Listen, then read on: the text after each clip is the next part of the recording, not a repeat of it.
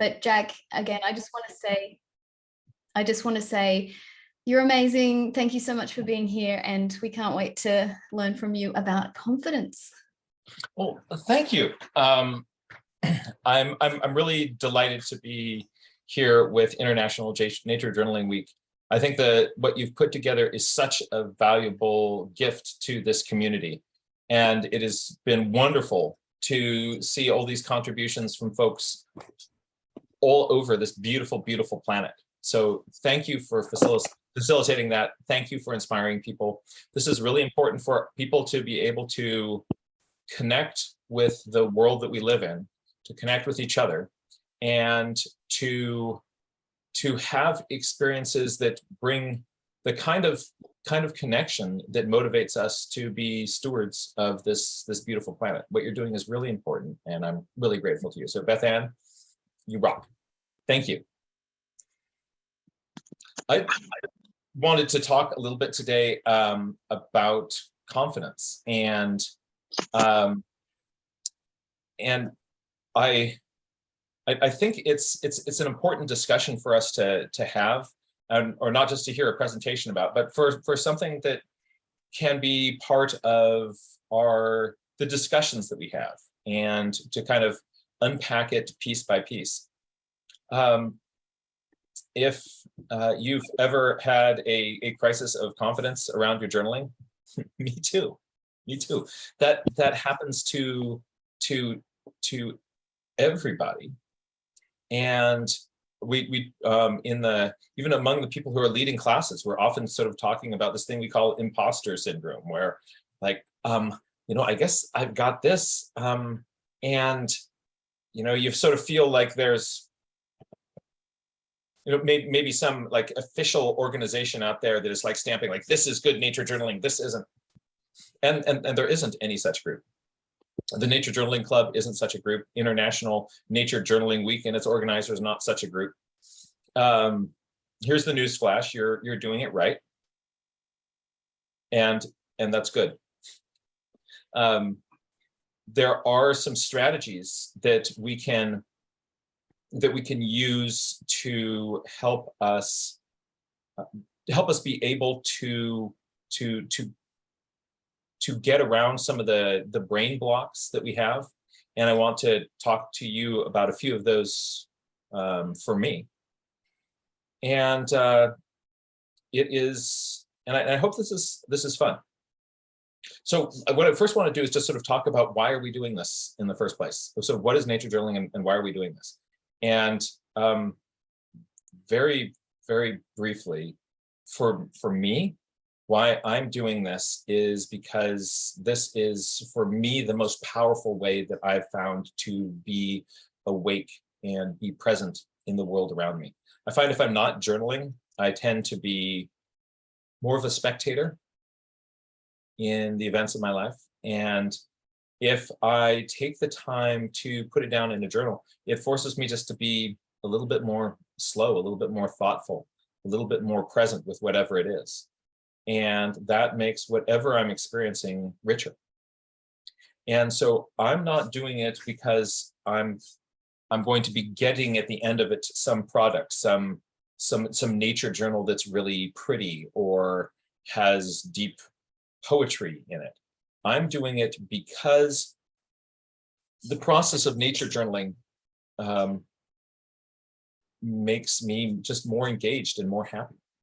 And so anything that, if I notice things that I otherwise wouldn't have seen, or get more curious about something that I otherwise would have just kind of looked at and gone like, oh, that's neat.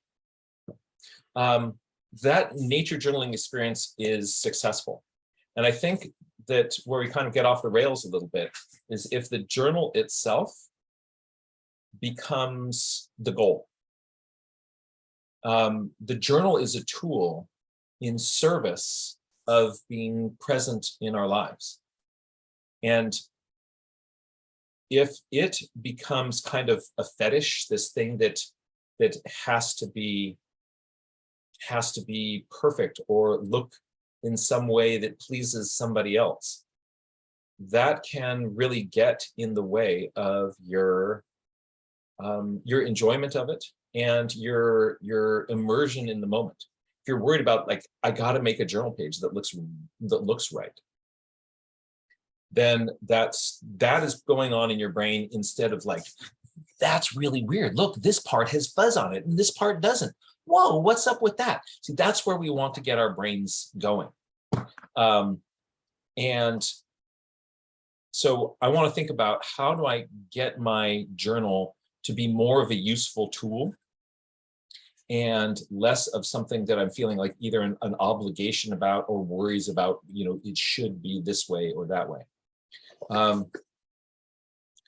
So in doing that, I'm going to come back to a little bit of philosophy about this, but I just wanted to maybe just start with a handful of tools to kind of get us up and going, and to initially make some meaningful marks on the page. And so I'm going to look over at the I can switch over to gallery view. So now I can see all your faces. Oh, look, you guys have your cameras on. Thank you so much. I see some of my friends. Yay. All right. So how many people have ever been kind of paralyzed with fear about kind of, you're looking at some perhaps complex subject and it's scary to put this down on page? And you're like, oh, I don't even know how I would start to approach that. Anybody? Yeah, see, okay, me too. Me too. And it's not like something that happened to me a long time ago. Sometimes this still happens to me when I'm in this, if I get into a frame of mind, and sometimes this happens to me, I get in a frame of mind where, I'm thinking, because I'm teaching a class about, drawing birds, if I'm drawing this bird, the person who's teaching the class on drawing the bird, you'd better have a drawing of a bird that looks pretty. And I'll go like, oh, it doesn't look as pretty as I wanted it to. And I'll start to kind of go down that rabbit hole. And sometimes it can really, really paralyze me. And sometimes I'll get all my nature journaling stuff and I'll hit out the door with all the intentions to do things.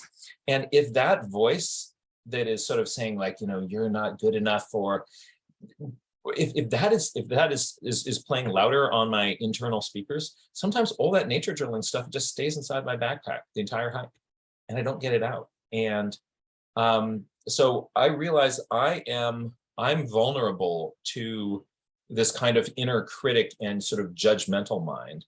And so I want to try to come up with some ways and strategies to combat that. And so I'm going to show you some of the things that I do. So there's that. Let's look at some techniques. Here's one. Are you afraid of the blank page? Well, what if the page wasn't blank when you first got there?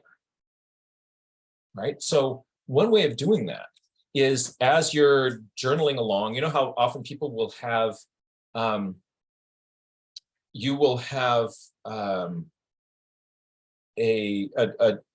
go out in the field, and so you start a fresh, brand new page. Well, now you're starting a fresh, brand new page. What if there was already something that had broken in that page, making it look like this, a little bit less like this sort of threatening tabula rasa? And what if you had, the day before, just kind of let your observations sort of spill over a little bit onto the next page? And you don't feel any pressure then. Like, you ever felt like, oh, I need to finish this page. I started on this page, I better finish it. But what if that little nugget that jumps over onto the next page is a feature, not a bug?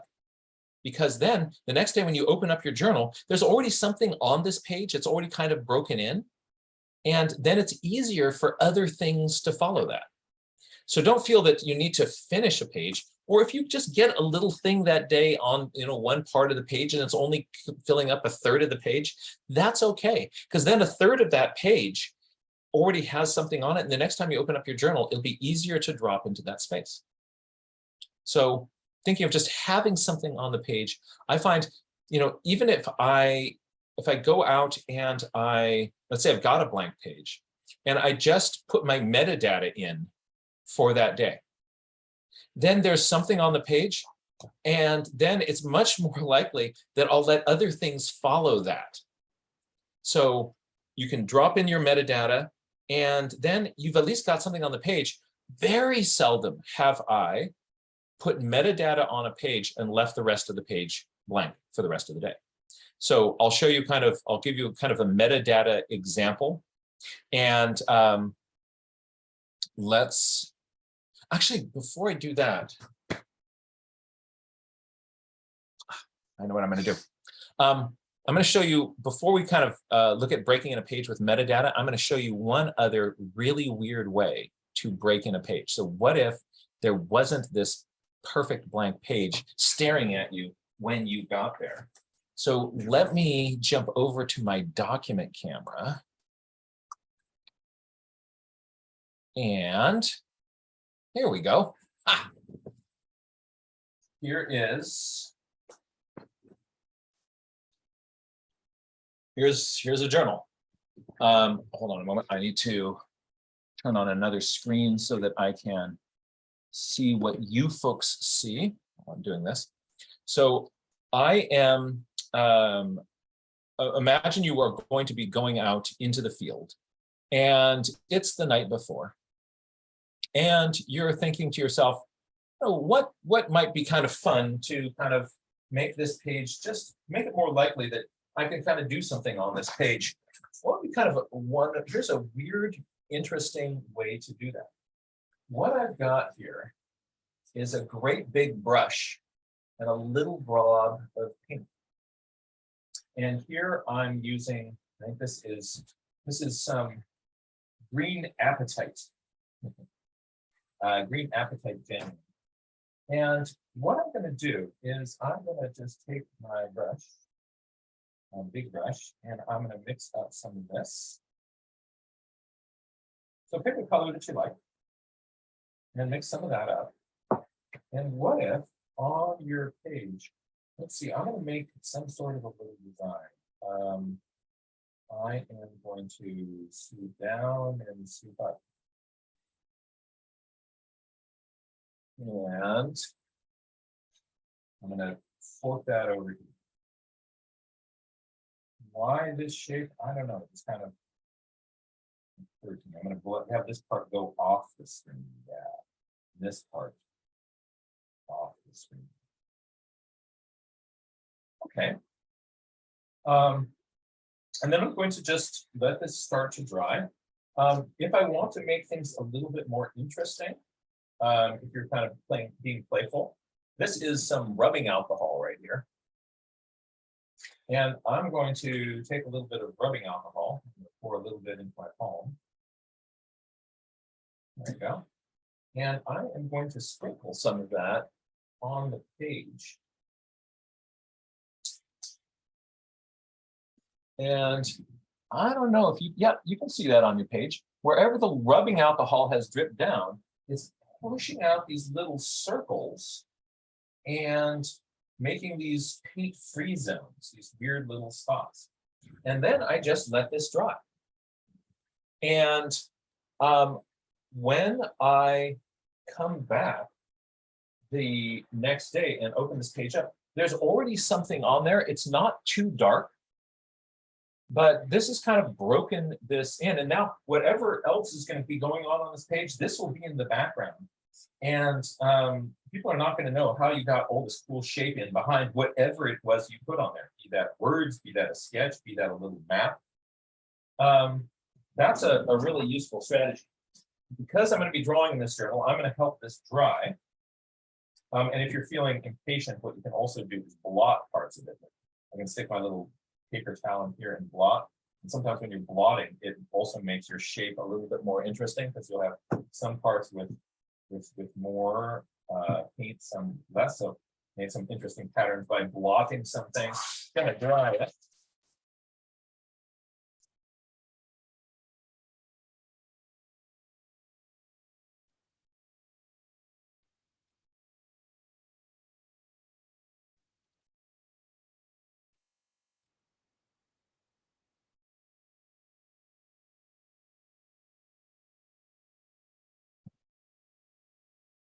There we go.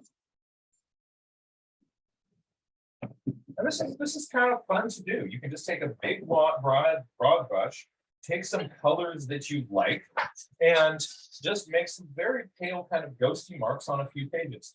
And you'll find that when you get to one of these pages with something on it already, it's kind of fun. You'll be like, oh, this page. I've been looking forward to seeing this one. So what you can have is in your journal, here's a page with a lot more crazy stuff on it. Here's the one I just did. Here's another one. Here's some with shadow violet. Shadow violet, when you put it on really lightly, kind of makes these sort of patterns of blue and purple. Here's another one. This one might be a little bit too much of a bold pattern and not really fade into the background, but I'm going to find out what happens when I get to this one. So you can, if there's something already on the page, then you're not worried about messing it up because there's something already there. So what I'm going to do today is I'm going to do something on this page here. And I already have some stuff on it. So it's just a little bit less intimidating to look at. Now let's think about this kind of getting, Melinda Nakagawa from Spark in Nature just made a great comment. She mentioned that you could, spill some of your morning coffee on it and go from there. That would be really fun. But yeah, so there's something something already down there. So today is June 5th. June 5th. And so I'm going to, imagine you're sitting and going out in your garden. You want to journal this day. I am going to, I'm going to make a little metadata box. And I can either have that, I'm going to put it right in here in this part. And it's going to say June 5th. And San Mateo, because that's where my garden is. And so I'm putting just a little bit of scribble in lightly with a pencil just to sort of see if these thoughts will be in there. It has been this really weird overcast day. And so I'm just going to write in the date. And it's June. I'm going to do it in all caps.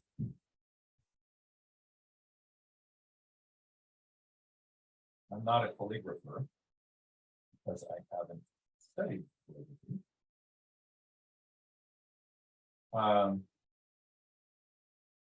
But that's a skill that you could learn if you want to. But one thing I want to warn people against is thinking to yourself, like, I need to learn how to do fancy handwriting in order to do nature drawing. You don't. Here I'm making this into cool block letters just because I wrote June, and now let's drop down there a little bit more. I'm just tracing over those letters a second time. It makes them bold block letters.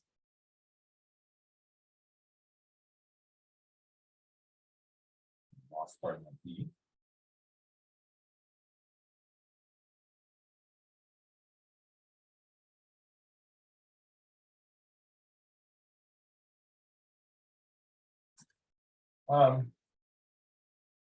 I could also just scribble in June 5th, and that's fine. But sometimes just being a little bit more, just making it different kind of helps this.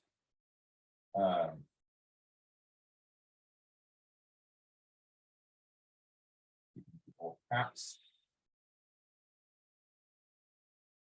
And I'm going to add into my metadata that it is cloudy today. So there's a little cloud. And we actually had a few little drops of drizzle today. There's been some on and off light drizzle.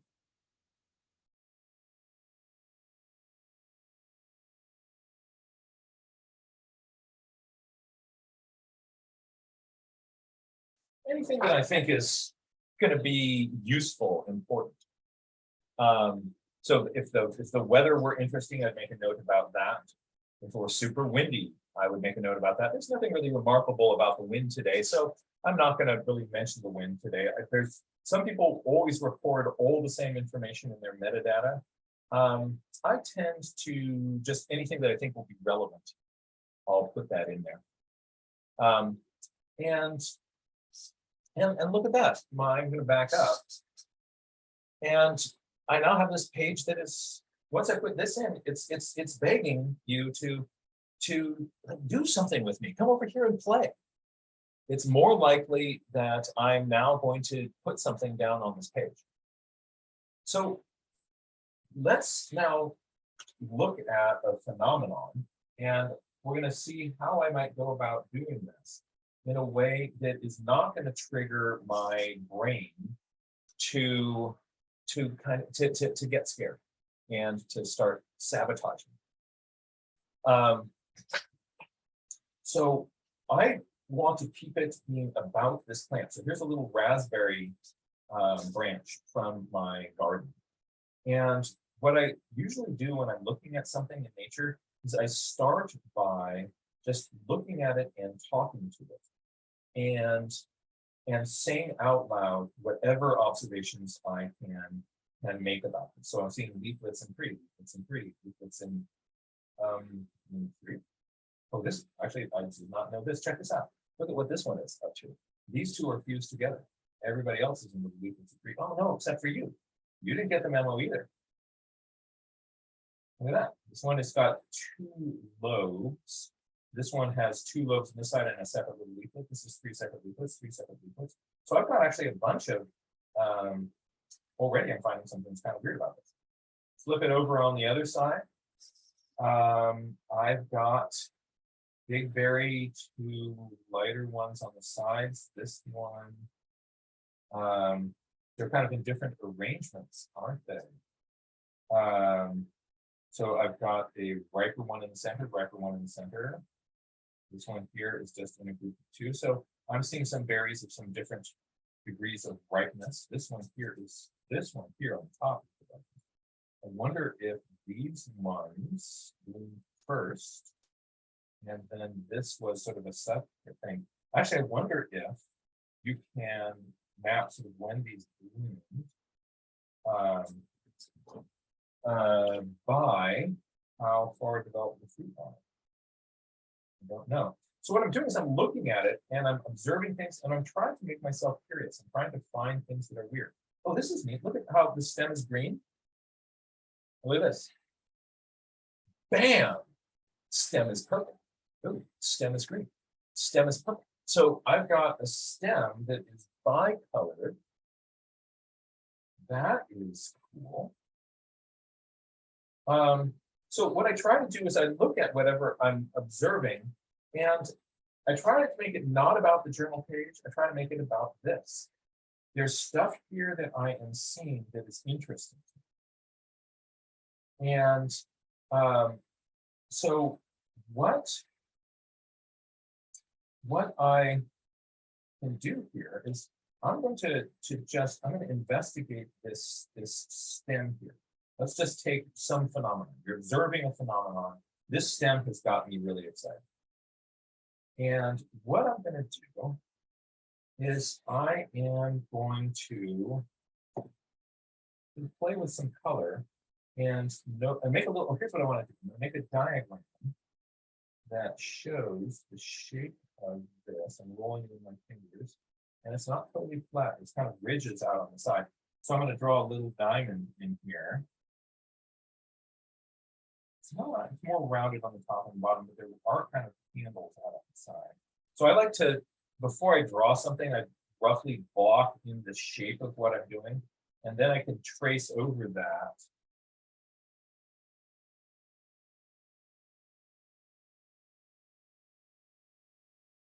With my big pen.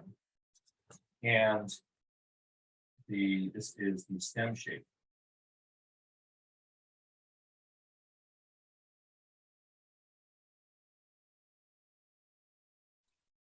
So notice that I'm starting here not with a portrait of this thing. I'm starting with something that's a little bit more accessible. I've done an enlargement of a cross section of the stem here, showing that there are these kind of handles out on the side. I'm going to point to those. I like to think of this as like show and tell. I'm showing with my picture and I'm going to tell that there are ridges on side of stem. Right? So show and tell. The minute I have words and pictures and kind of diagrams going here, this is not triggering my artist perfectionist thing, right? So this is safe for me to kind of start in this way. And let's see how much of the dividing line is like right along those ridges, right in the middle of the ridges. So this top part is purple, the bottom part is green. So what kind of purple? It's sort of a maroony sort of thing.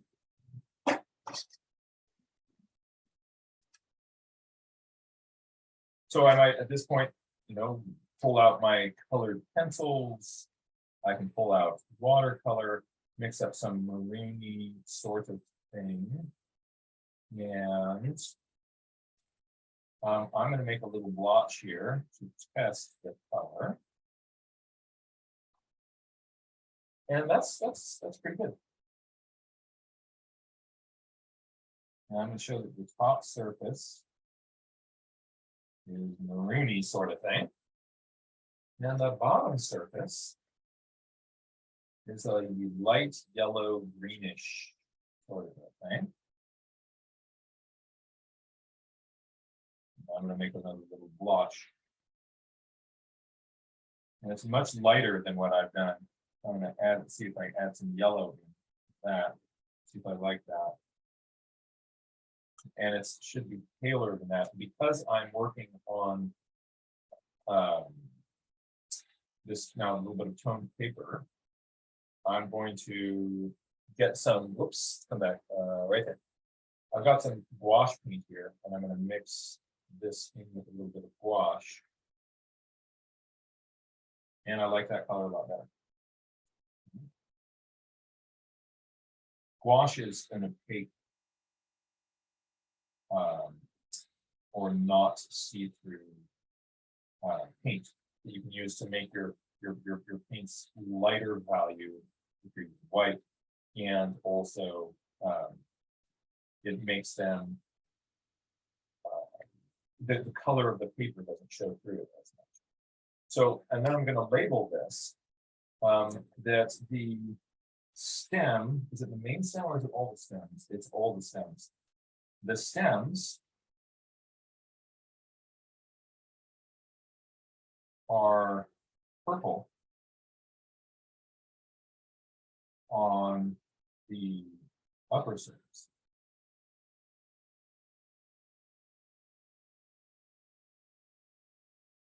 Stems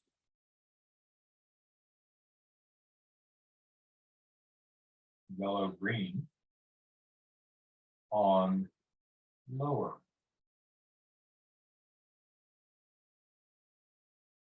On lower surface.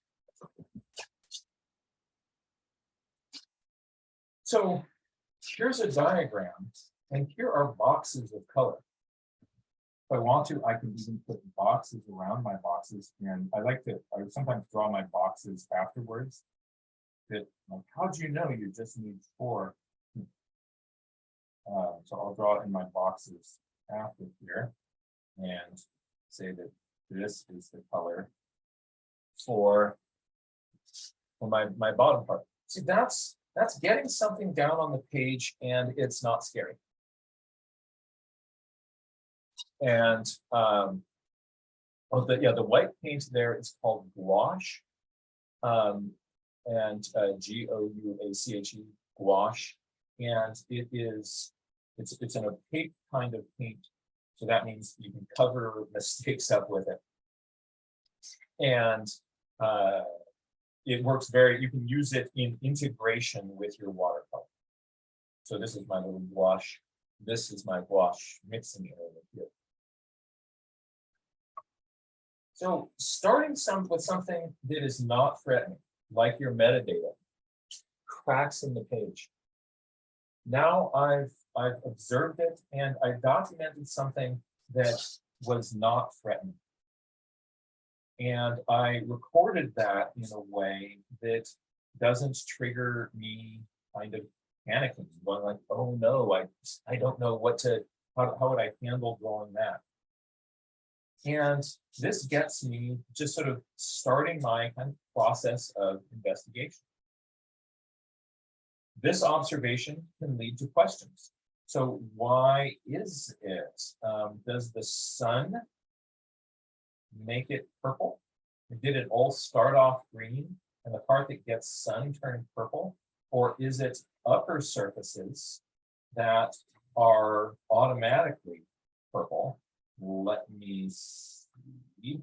I'm going to now ask myself this question, and I'm going to put my question down on paper. So I want to encourage people to, in your journals, just get yourself curious. Get yourself curious and write down your question. So stems are purple on the upper surface. Is it the sun that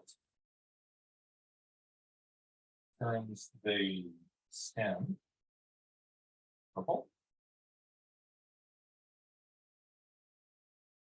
Or perhaps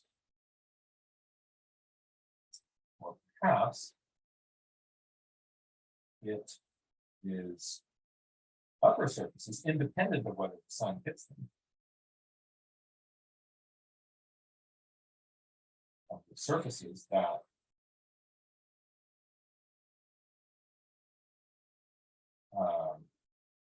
are purple. So then maybe it's not a change. I'm going to put a little dot here. Here's a possibility. Here's a possibility. Here's another possibility. Or something else.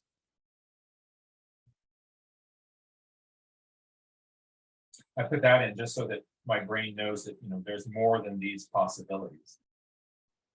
It'd actually be fun if, when I go out in my yard next time, I'm going to look for places where stems have been protected from the light. Places where stems have been protected by perhaps, you know, being under leaves or another object. I'm wondering if those places are going to be green, so I could see if that happens. I also, if I find a stem that is green, I can put a piece of masking tape around it that I can easily take off, and then see if the rest of it turns purple. And oh, you could also do this. You could take one of these things and turn it upside down, and then see if this side turns purple if you were to bend one over and then have it in the light for a few days. So you see, there's some things I could do to start to mess with this. And this is going to, so I'm going to just write this down. To do. Here's to do.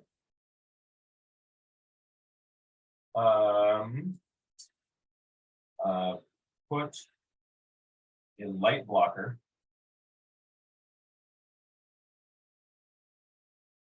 on a stem. And I'm going to put in what I call a to-do box. So it's a little empty checkbox. And after I do that, I can come by and check it off. And another thing that I can do is to pin a stem upside down, come back in a few days. So I've got two things to do here.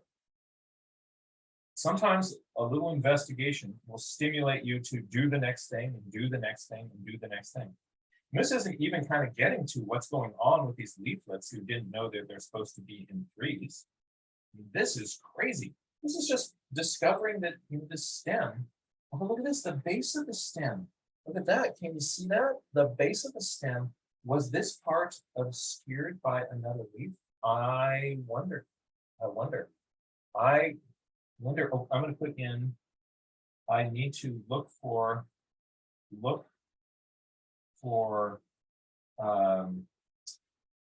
stems with natural masking.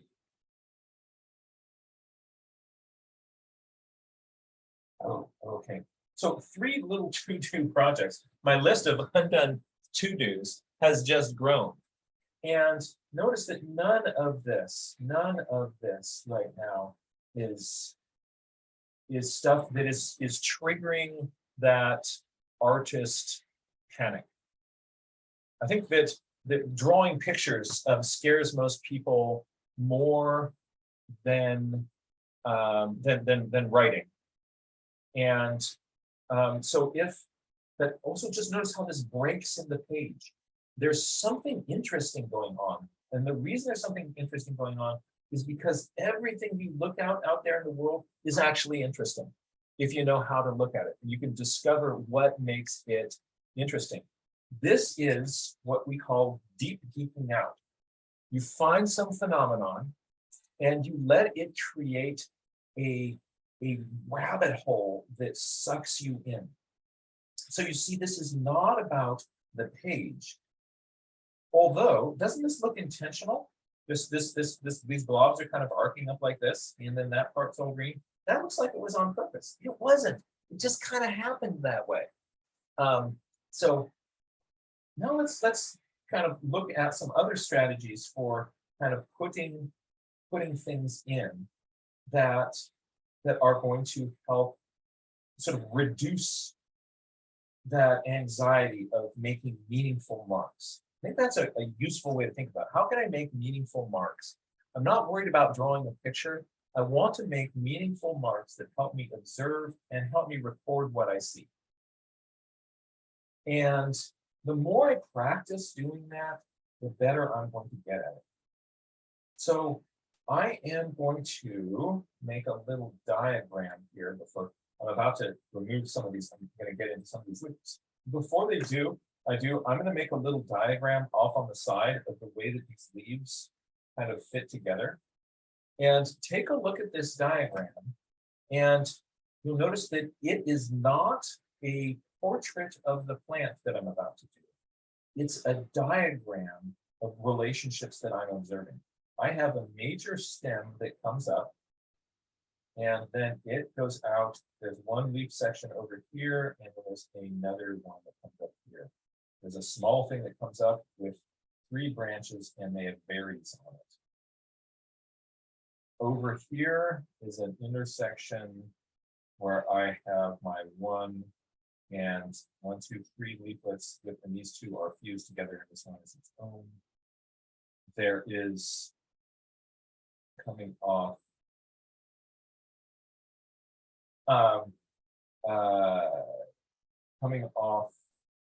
here. Yep, there's not enough room, so that's not what's going on.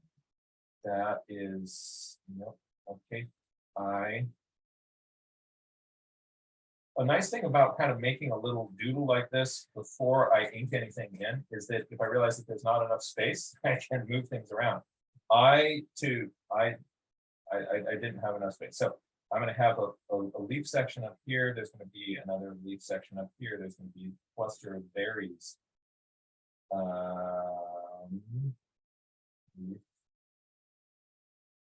And berry, leaf, stem, berry, leaf.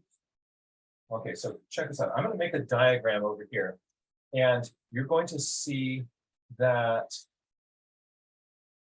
this is going to make a map of the relationships of these parts. And it's not going to be a pretty picture, but they will be useful in looking at the geometry and the arrangement of this thing.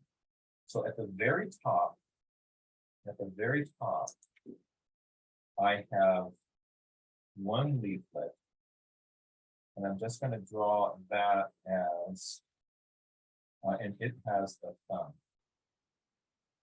And then I have 3 berries that come out of this.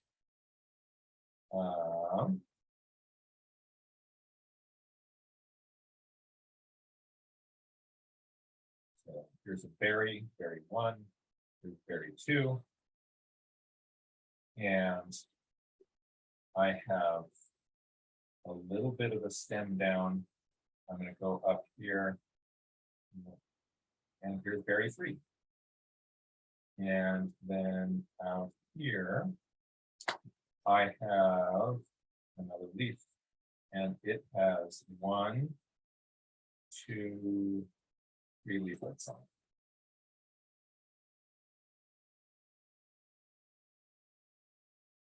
This one actually has 3 leaflets.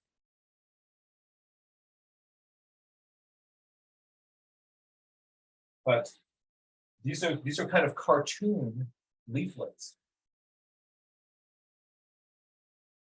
And then there's a stem that comes down, and it gets to this next little thing that has berry 1 and berry 2. Berry 2, it's smaller, and stem that comes off, and it has 3 leaflets. Now this is the one. I have a leaflet here, and then there's this one here where it's all fused together. This obviously the thing here. There's this leaf going off my page, and it's all fused together. All right, and then that comes down, and then what we have in the middle of that, I have a stem that goes up.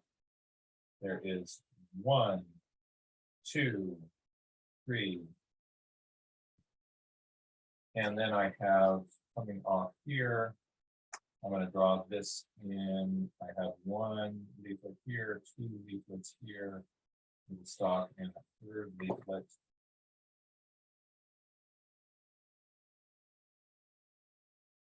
One, 2.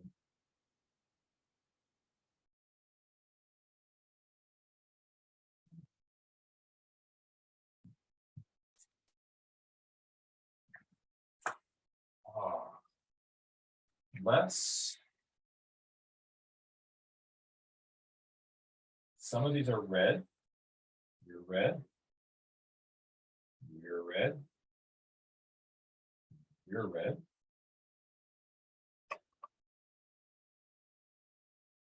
Some of these ones are kind of reddish purple, and these ones are more green. More green, probably not that color green. That's okay.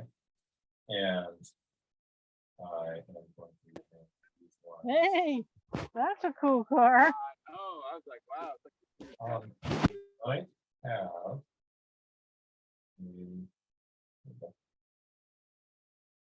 okay. So I've made a little diagram of the arrangement of these berries, showing the arrangements of these leaves and leaflets. I'm just drawing circles. These little circles are placeholders for the different little pieces of fruit and the different leaves.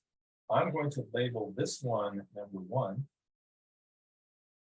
I'm going to label this one number 2.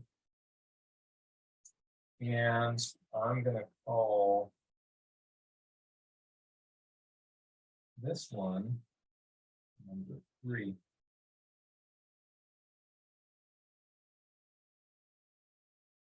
Now check this out. Pull off leaf number 1. Oh, the berry juice on there. Draw a line to it. It says berry juice. Berry juice.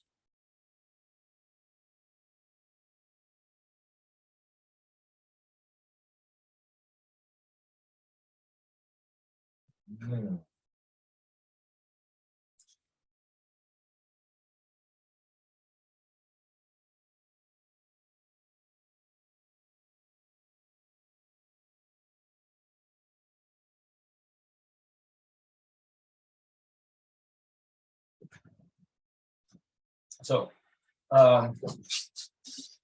now I'm going to make a little diagram. I want to compare these. So I'm going to just hold this down with my fingers, and I'm going to trace it. I'm going to trace this. And as I trace it, I'm not going to be, like if you're tracing around a hard, say, cardboard thing, then you can really push hard with your pencil. So I'm not really pressing in on the leaf. And the other thing I have to do is really hold it still. I'll hold that still with my fingers so it doesn't move around much. There's number 1. Here's number 2.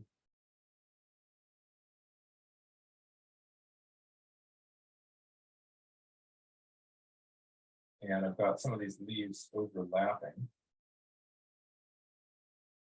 I'm going to pull this one out of the way and show where this one goes. Notice I'm kind of flattening this leaf out so that it doesn't wiggle around too much. I can't press in against its edge, but doing this is not very intimidating. There we go. So now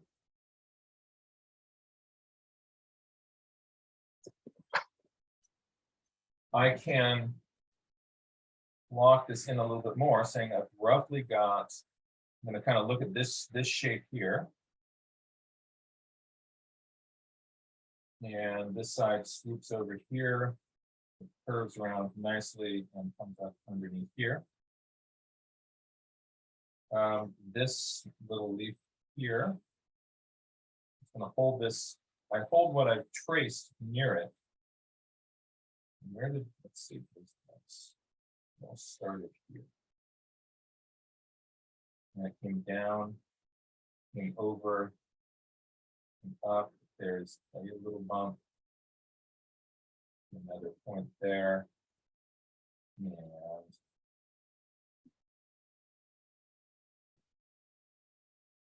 so the leaf itself has done most of my drawing for me. I traced it and giving myself permission to trace. You think, but if I'm tracing everything, I'm not going to get good at drawing leaves. There won't be a time for that. There's other times where, you are going to, you're going to be geeking out on what you can learn from, like this vein. This vein comes here and then it changes its angle up in there so that this side is smaller than that side.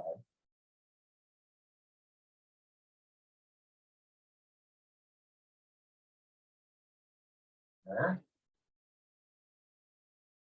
So I've blocked this in. I first traced it, then I kind of improved some of those lines. And now the edge of this is this jig-jaggy thing.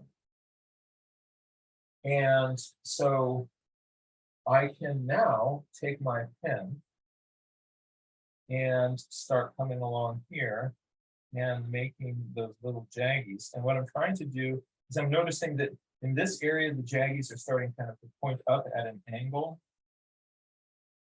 And I'm not really counting the number of jaggies, but I'm trying to get them roughly small enough to be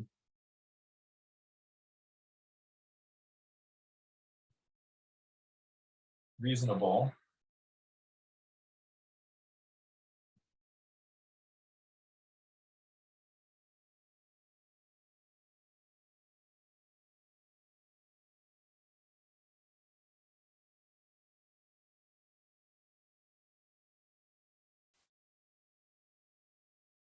And because I already had those lines drawn in, I get something that is roughly the right shape with roughly the right kind of jaggies that are in it. And check this out. What is the mid vein doing? The mid vein is coming up straight, and then it turns over this way a little bit, and then it is going to curve back in there. So it's not perfectly straight. But when I'm drawing it in, I'm going to start with a heavier line and then have that line get lighter. Then I'm going to start to kind of dot it and just suggest that it does something like that.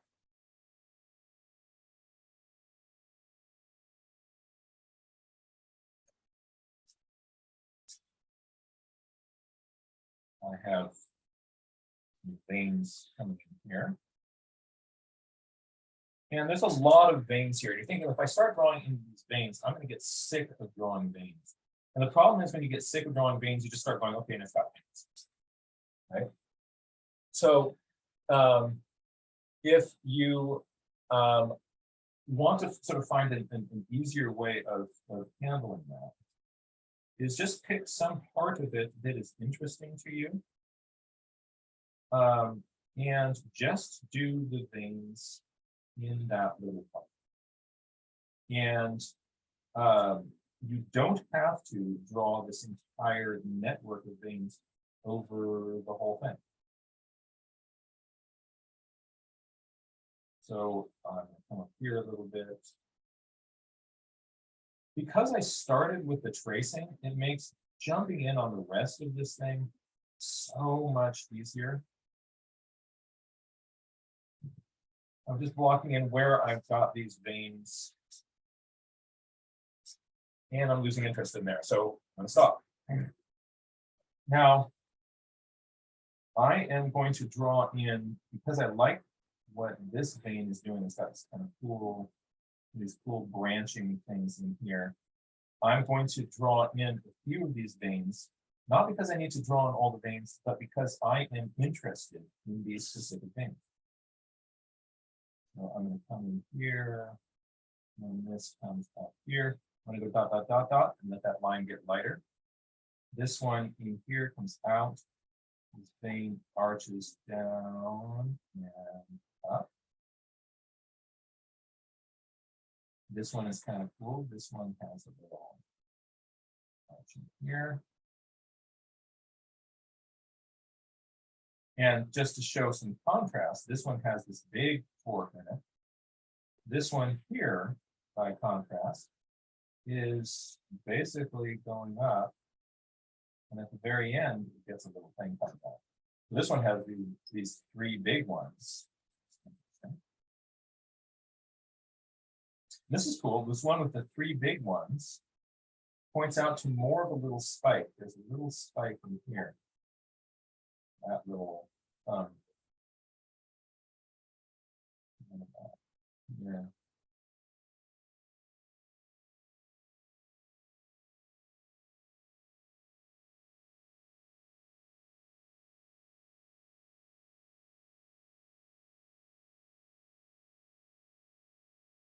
Now, if I really want to kind of get into veins, I could do this whole thing, but I am in danger then of getting bored with veins. And then I just start kind of drawing in generic veins. It's a lot more interesting often just to sort of take part of this. Like, let's just take this part right in here. I'm going to draw a little circle in there. And I am, this is kind of a thick pen. So I'm switching to a little ballpoint pen here. This is the Big Atlantis. And there are little tiny veins that are coming off of this one. And I'm just drawing these here inside this little circle. Because if I get too far out of that, then I'm going to just get tired with this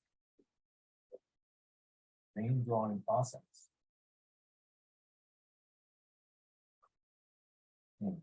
What's happening here?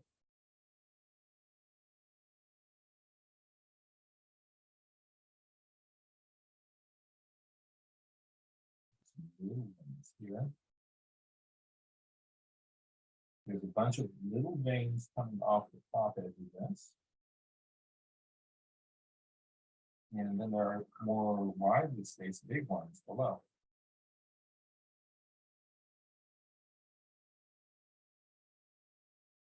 Let's see.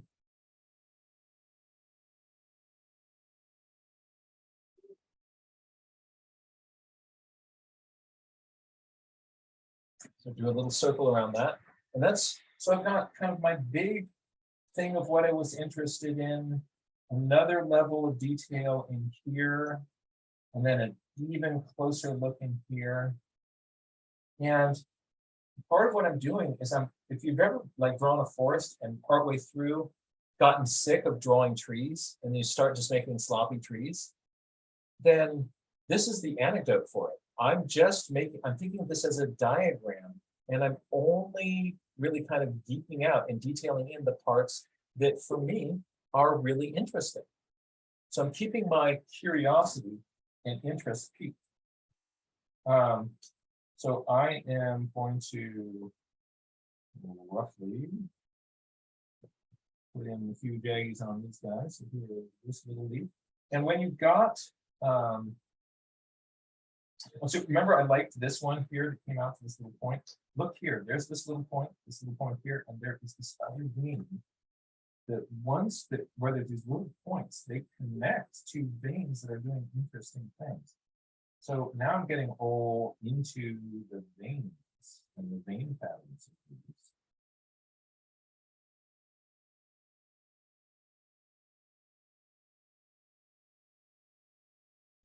I'm not going to draw on all the veins in this one, but this little vein here, it's going to get some special marks. It's going to get some. What about down here? We come down, pretty straight, jiggy jaggies, and then we get into the sawtooth edge. It's so much easier to draw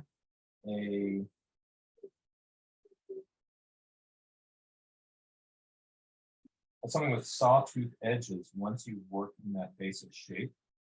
Because if you just kind of come down and start going jiggy jaggy, jiggy jaggy, jiggy jaggy, it's not going to end up having the overall shape of that leaf that you were looking at. Because you just get lost in these.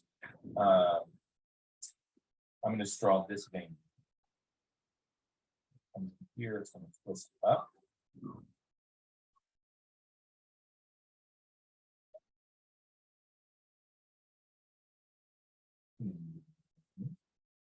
And another part that comes out here. It's neat. Each one of these little veins actually goes out to a separate little point.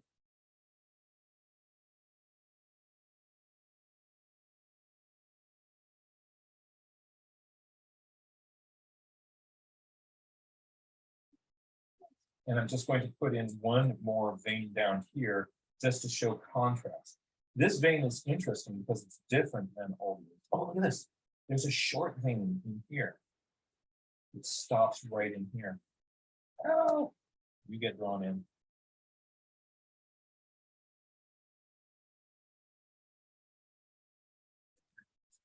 Huh. So much for these wings going all the way up to the edges. That's not happening. Right? And I'm just going to give myself a few placeholders with this. We have one here that comes out up. And what about this leaflet over here? I am going to leave that one just the way it is. Something that is kind of a neat effect that you can get is if you let your to help you be able to draw all the things you're interested in.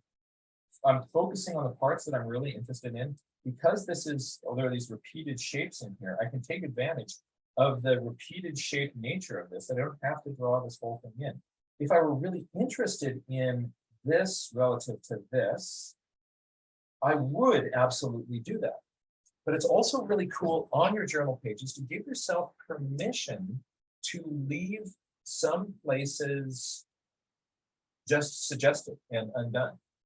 And then people can look at this and they can see your process. It's really neat to see sketches of different degrees of worked outedness. So another really important strategy, anytime, let's say you're at this point, so if you finish this leaflet, you're going to feel a lot more pressure to have this look like this finished drawing. But if you leave part of this undone intentionally, then that's okay. you know, people look at this and like, oh, it's more of a diagram. So having the diagram energy in any of your little sketches is a great pressure release valve from feeling that you have to have some pretty picture going on that part of the page. Now let's see here. Another important strategy, and I do this all the time, if you are partway through something and you are feeling pressure of art, and you're feeling kind of, it's making you feel insecure about that sketch, then what I do is I remind myself that I'm making a diagram. I say I'm making a diagram. And the best way to do that is to say,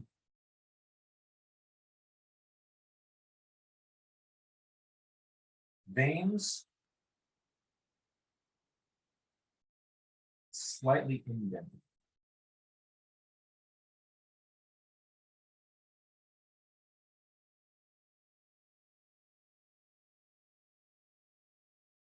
And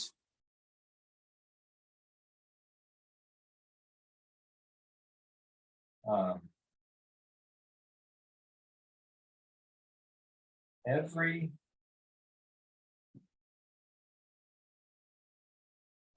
point has a vein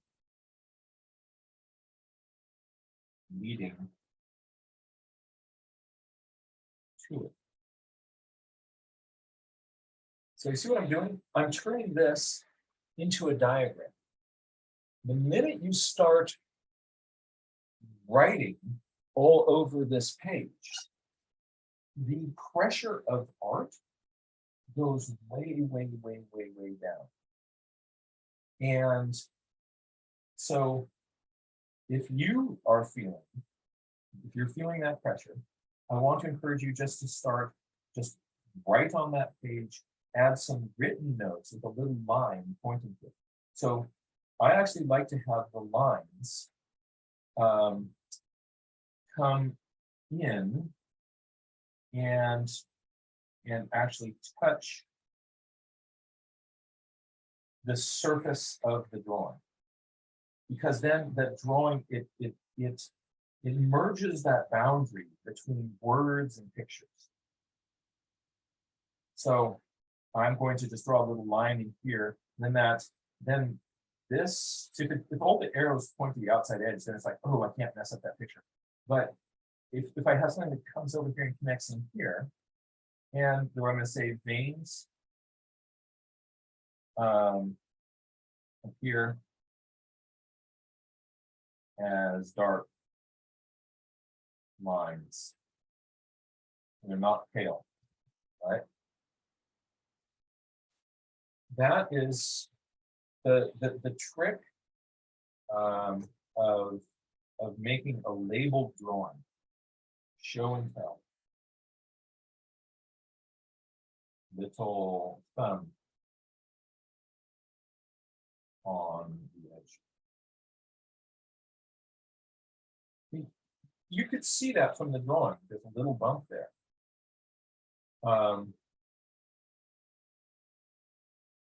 But by instead having me draw a little line to that, then it just gives it a little bit of extra attention. I'm going to test some colors here. That's a little bit too dark to be the surface of the leaf, but it is kind of the right value. I'm going to bring in a little bit more. There we go. A little bit more water on that.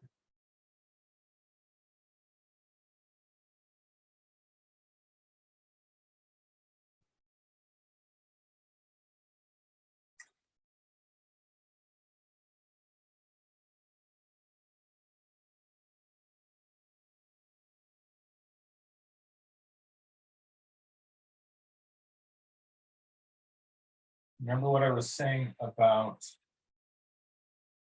having parts in different levels of completeness. I could put paint on all these other parts. Instead, I'm gonna paint in this one part here. And when this is dry, I'm gonna add some other watercolor details just on one little part of the leaf. And you'll see that I don't have to do that for the entire thing, but then your brain is gonna look at it, people's brains will look at that and they'll kind of like, oh, I see what you're doing here. Also want to show that this thing had that cool purple stem. So I'm gonna pick up my purple stem color.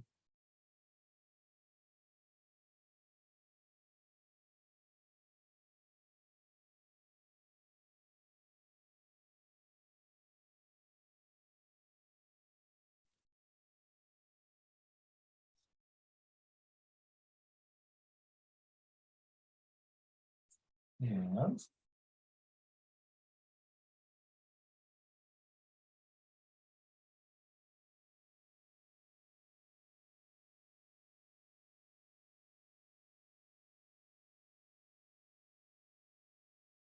so I've put stuff down. I have the idea of metadata. I'm squeezing berry juice onto my page. I have drawings in different levels of completeness. My initial drawings are more diagrammatic. I'm using writing extensively to explore my subject. And when you're doing that, if you just have a drawing in the middle of your page, that drawing has to do all the heavy lifting for your journaling experience. It's all the pressure is on that drawing. That's a lot of stress, right? So to make it easier for this little drawing, what I can do is bring the words in to start to do some of the communication about what do I observe. Because again, it's not about this, it's about what are the things, what do I notice, what is interesting about that. Some things are also easier to show with a sketch than words, and sometimes it's easier to show something with words than it is with a sketch.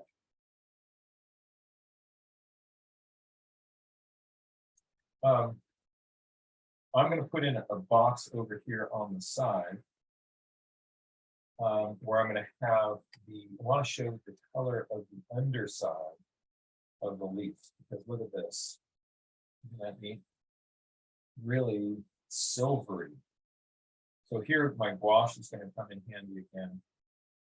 I'm going to get, first I'm going to test color off here. And I need a little bit more green in it.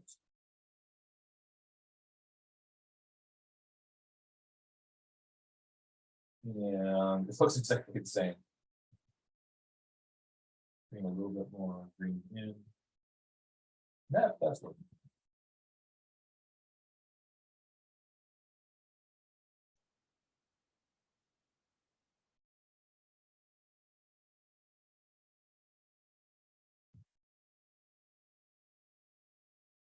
And so I'll put a little box around that and just add a note. Leaf is pale on underside.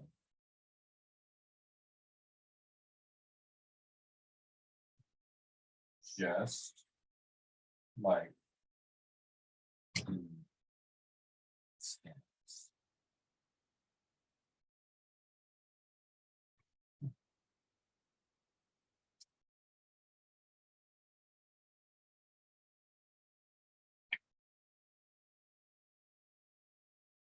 Follow your interest. Don't have it be about the page, have it be about what part of the phenomenon you're the most interested in.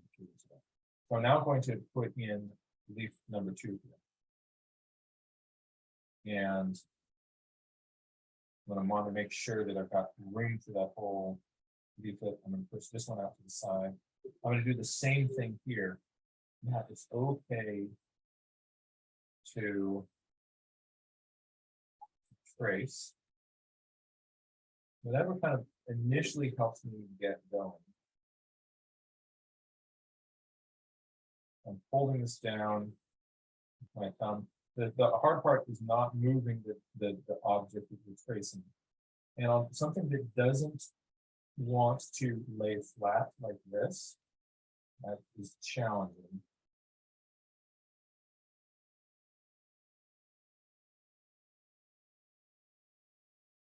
Wonder, is it a kind of coding mix up with what? Is this a little, was this a, was this leaf damaged? Why are these ones fused together all through here?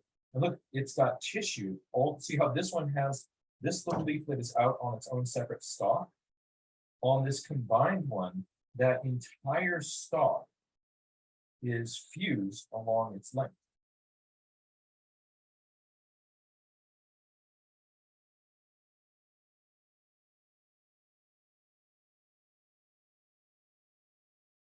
Right, where's this central vein go in?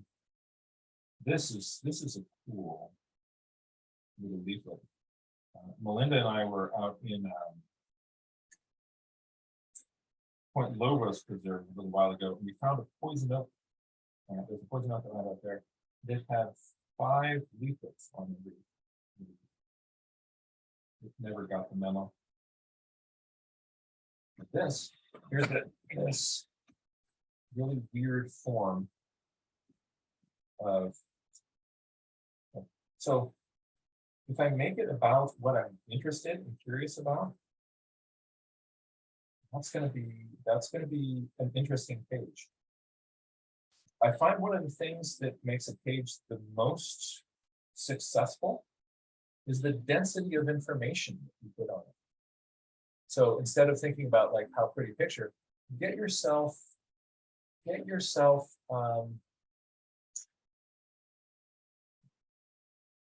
know, what else can you say? What else can you say? When I'm teaching young kids to nature journal, they will often say, Mr. Jack, I'm done. There's nothing else. I've got everything about this. And I have them just look at their plant a little bit more. And I say, now tell me what else you see. What else do you see here?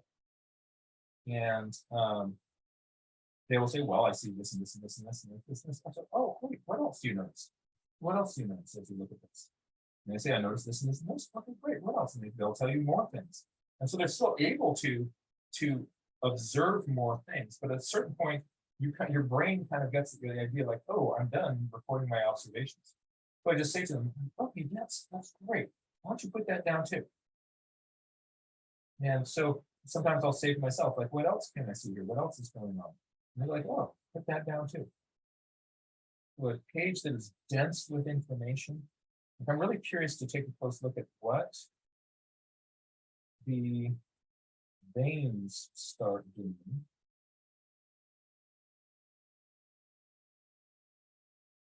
in this little area here. So I want to carefully map that. I'm not so much interested in what here, but I'm going to do a little careful vein map.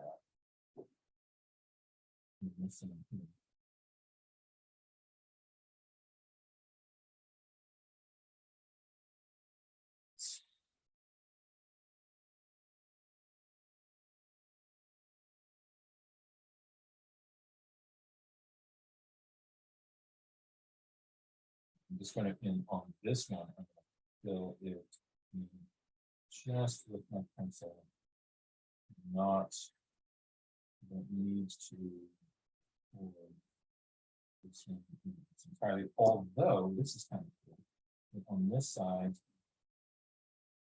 the leaf comes here and here. There's a little step in that. A little step. There's this little, it's not, I would expect both sides to come in at the same point. Okay, no. So there it goes. Now, what are the veins doing? Right, so I'm just hold this up here. I'm going to have a big vein coming in here. So up in here, there's something going all the way in here. There's a small one. There's a small one, small one, and there's a small one that goes up. And then what happens here? Off of this big zone with no major veins in it in here. That's weird. I had made this up. That's not the way I would have drawn it.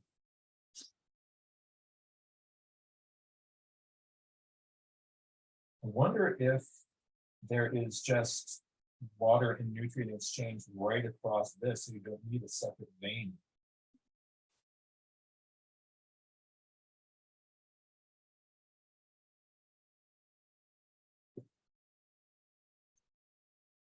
The whole drawing pictures thing,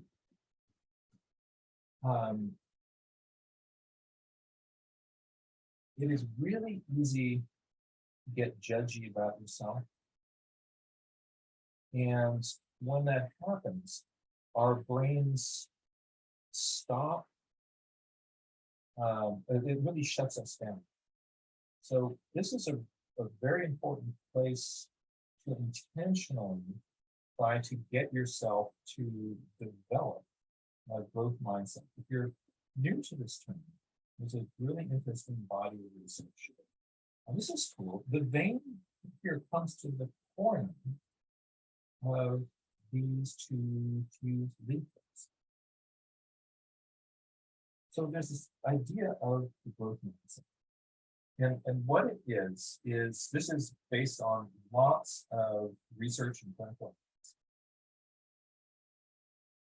Our brains grow and change in response to the work which we do on a regular basis.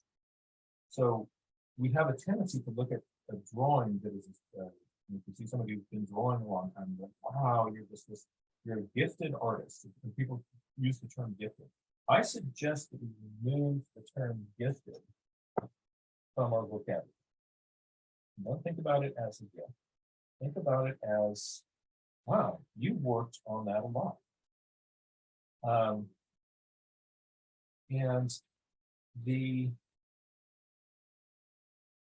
because all of us can develop a whole bunch of different skills if we start to do it on a regular basis. But the secret is that it doesn't happen if we're not doing that work. So if you're interested in having the drawings work a little bit more easily for you, the secret is just to start making lots of drawings. The secret to making pretty pictures is to make lots of them. And if it's in service of geeking out about something that you're really curious about and interested in, then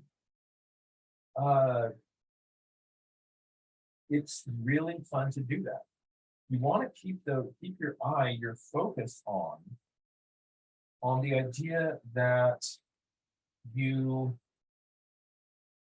are not necessarily trying to make a pretty picture. Instead, you are trying to learn something from this point.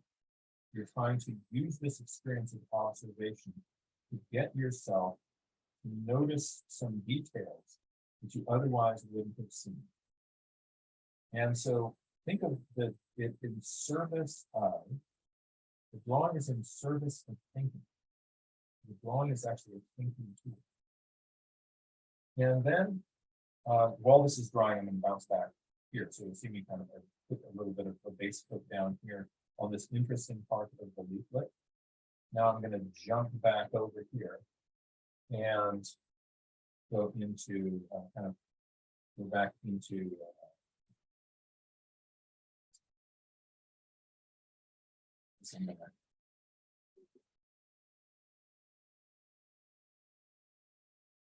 I'm here. What my sort of technique wise, what I'm doing is I've got a little bit of dark paint in my brush. This is a water brush with a fairly sharp tip. And if you look with that, I should be able to make some fine lines. And so I can come over here and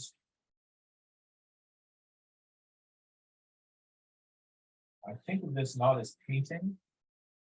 I think of this sort of work as drawing with a brush.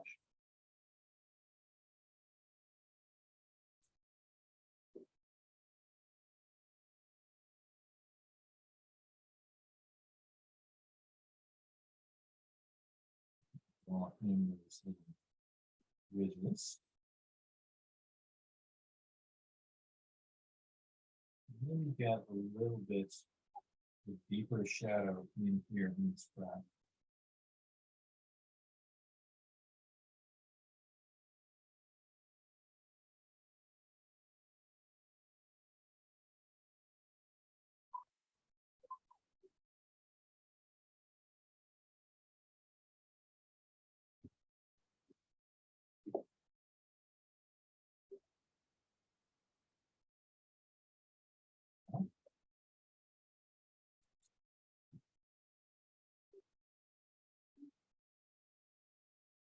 I'm going to let that dry a little bit.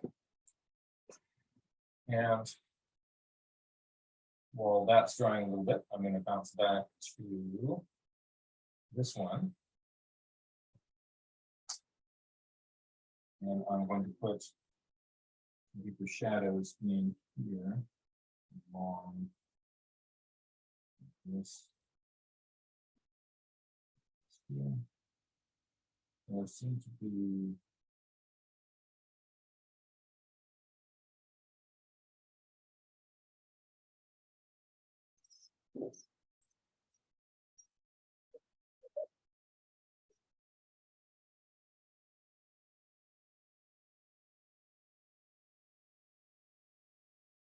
and this should be drier. I'm going to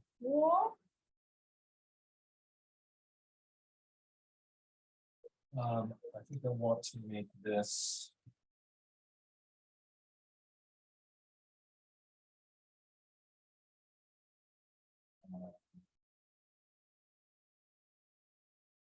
I think what I'm going to do is just put a little bit of pencil in here. That wants to dry a little bit more. We can put colored pencil on top of you can put colored pencil on top of watercolor really effectively, but the watercolor below it has to be really dry. So if we're out in the sun, this would dry quickly. But here in my room, today's a usually humid day in the San Francisco area. So I'm going to hit this with my hair dryer.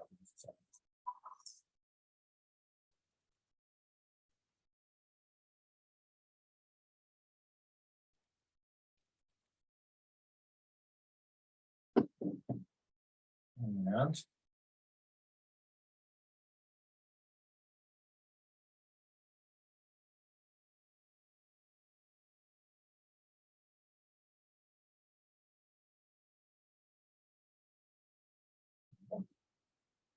I'll just put a few little white highlights in there. Makes it sort of feel a little bit more textured. And that wants to get a little bit drier.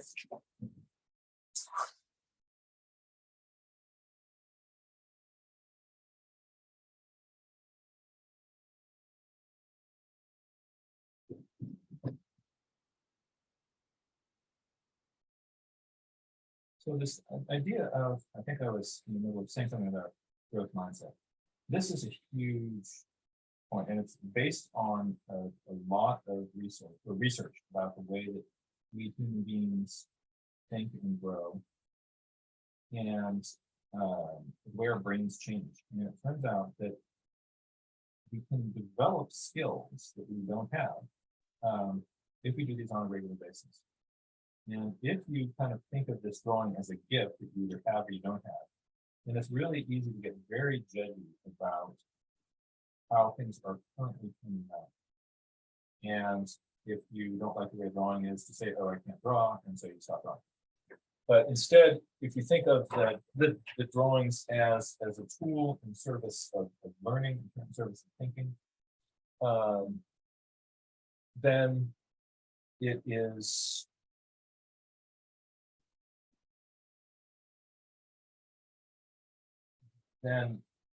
if you get a drawing and it's a pretty drawing, that's great. If you get a drawing and you kind of like, oh, I like the way the drawing came out, then it's not a big deal. And we tend to do another drawing and another drawing and another drawing. The secret to making pretty pictures is to make a lot of pictures. The secret to doing a lot of pictures is don't make your drawing about the pictures. Make your drawing about the phenomenon in front of you. This is used leaflets.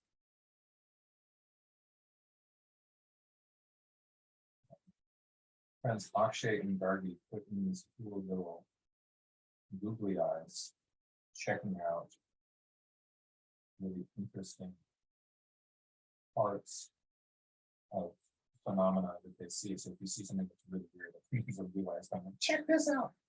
I love this. I mean, you can also put in an exclamation point. This is you thinking about what's going on. This is weird. This is different than what I thought. What makes the leaf expand?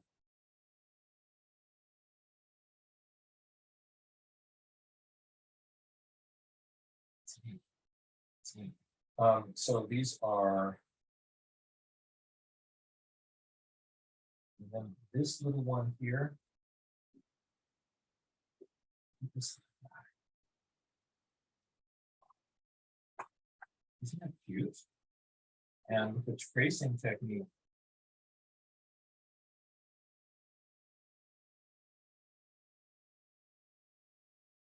anytime you are doing something your drawing doesn't turn out the way that you wanted it to do, don't say I can't do that. Or if you find yourself saying I can't do this or that or the other thing, always be sure to follow that up with yet, because the self-talk that we do becomes the conversation. We start to believe whatever we are telling ourselves.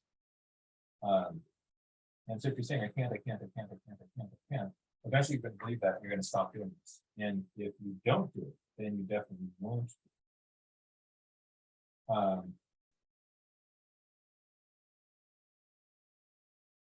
But you keep working on it, and we change, we develop those skills.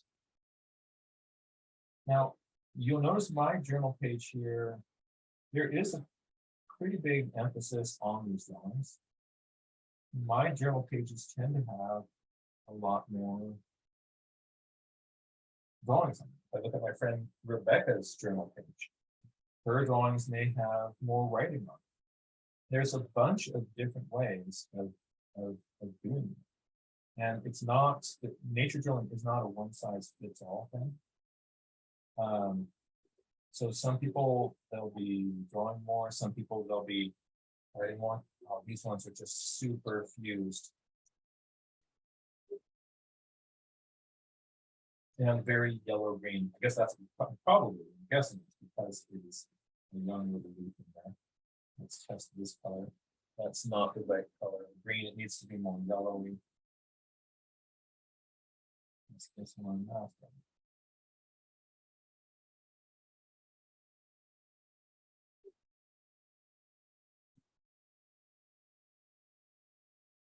So will this one develop into, does this develop into something with 3 leaflets?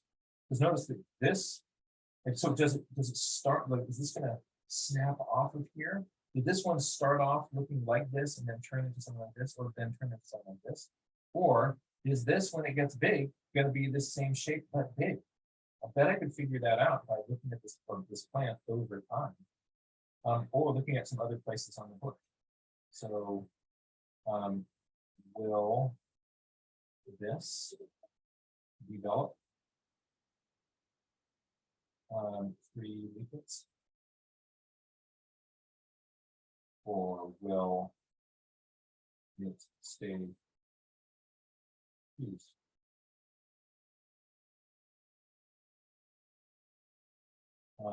Why are fused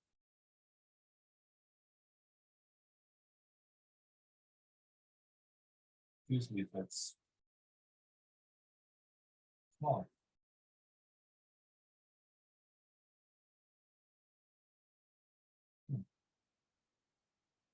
Oh, check this out. So here's this 1, 2, 3. That's my key. So here's number 1. And I'm going to put these in as big numbers. I get to make block letters, which is fun to do. Here's 1. Here is number 2.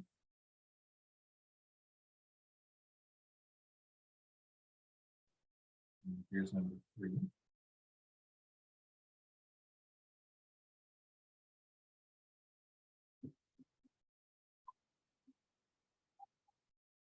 And 3. And since there's a lot of green going on the page here, I'm going to pick up some of that same green off my palette.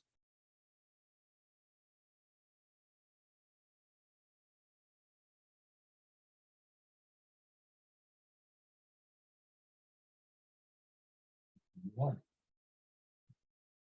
Number 2.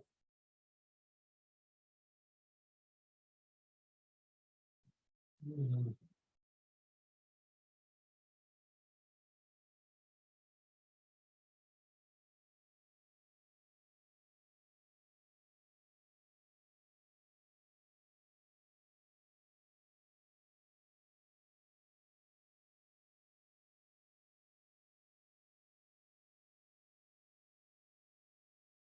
I really recommend that on your journal pages, you start with, you think about, here we're counting things, we're using words, we're using pictures.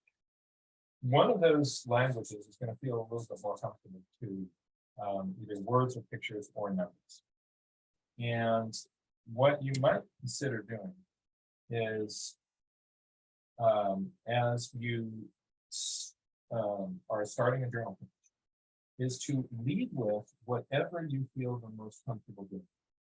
So if you like writing, let your page be mostly writing. Right? If you like drawing pictures, let your page be mostly pictures. If you like quantifying things, let your page be mostly numbers. And then push yourself just a little bit outside of your comfort zone.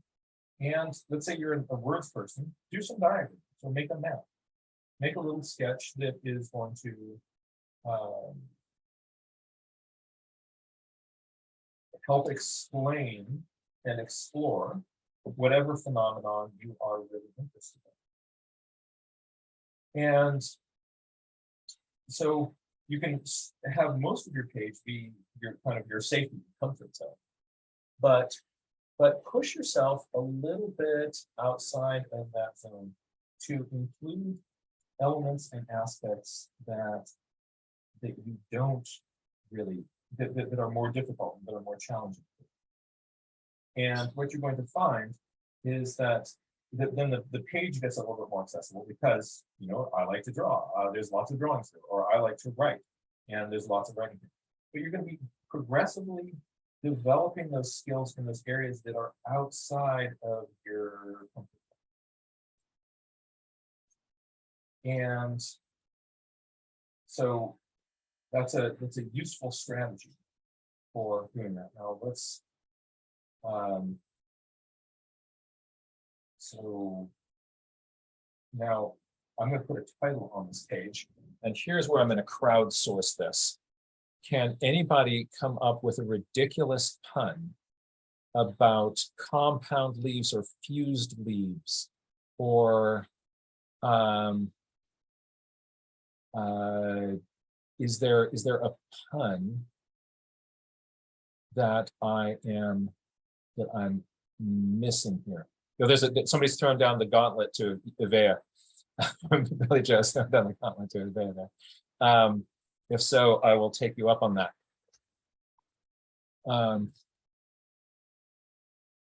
Oh, confused for, compound leaves for confused leaves. That's cool. That's cool. That's cool. Keep them coming. Keep them coming. Oh, what was Sarah Reed? What did you have to repost that?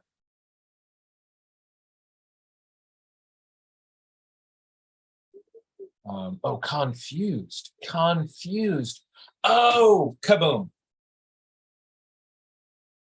Oh.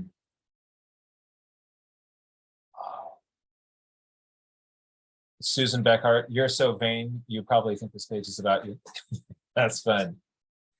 But I'm going to go with confused. That's going to be, that's nice. So, so I'm going to just write CONFU. How do you spell confused? SED.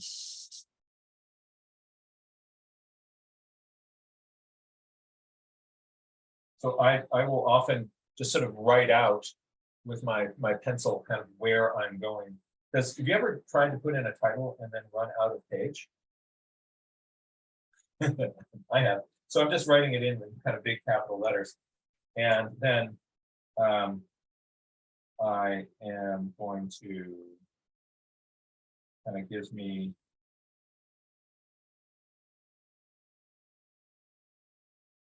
and it's fun to put in letters. So this isn't any fancy calligraphy or anything. And you can also make these. And the fun thing is to make these overlap a little bit.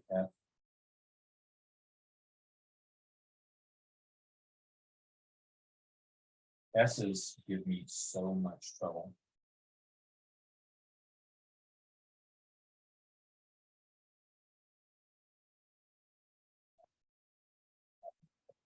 That's okay.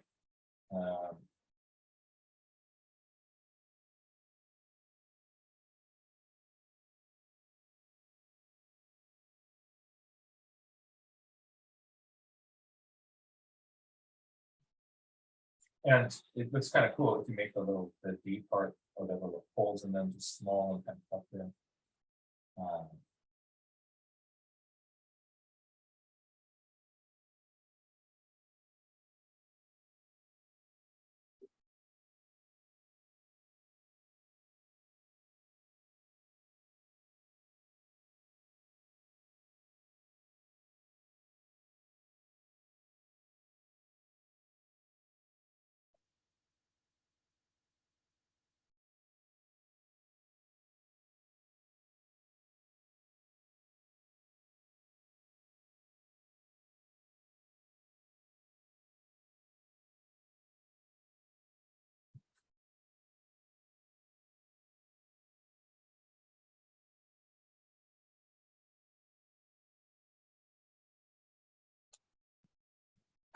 That's fun. And then for final style points here, I've got my little bit of gouache here. And I'm going to put some dark green paint on the bottom of all of these letters. At this point, I'm now kind of doing what I call post hoc composition. I'm going to be putting in a few elements on my page here that are going to make it look like this is all kind of planned.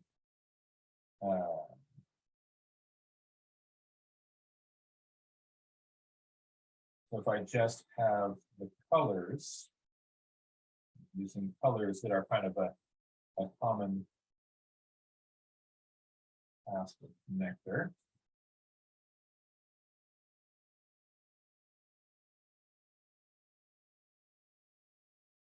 I really do like that.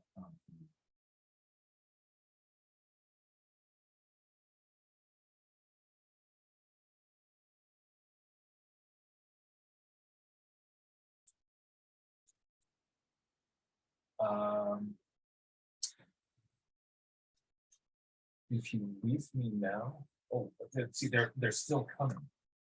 I'm gonna have to.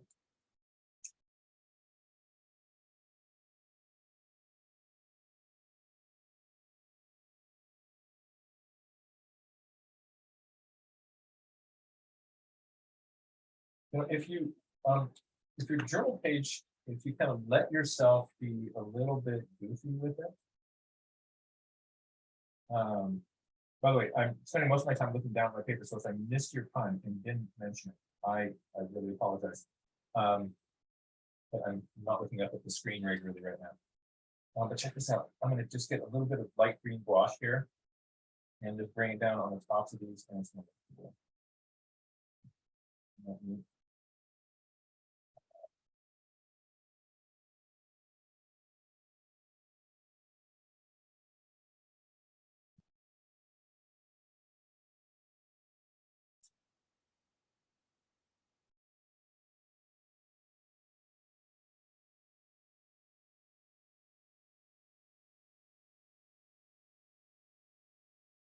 be playful with it.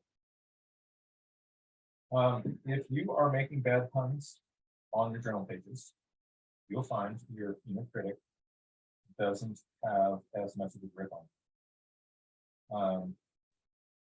The more we get really kind of serious and angsty, that's when our self-doubts and things start to kind of speak a little bit more loudly and start to believe what they have to say. So if you can let yourself be playful, let yourself be a little bit silly, still, you can be playful and fully respectful of the wonder of nature around you. Please.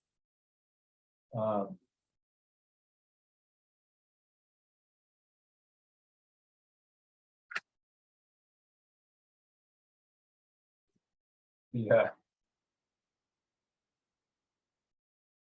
So there are, Van Moore says bad puns equals good life choices. I gotta kind of respect that. Oh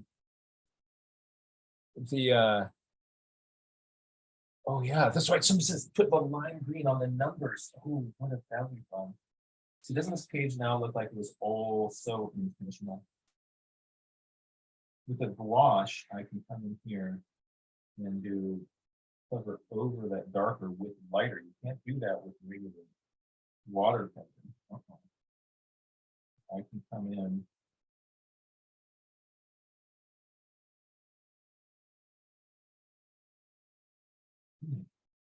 The world is filled with wonder and mystery and bad puns. Oh.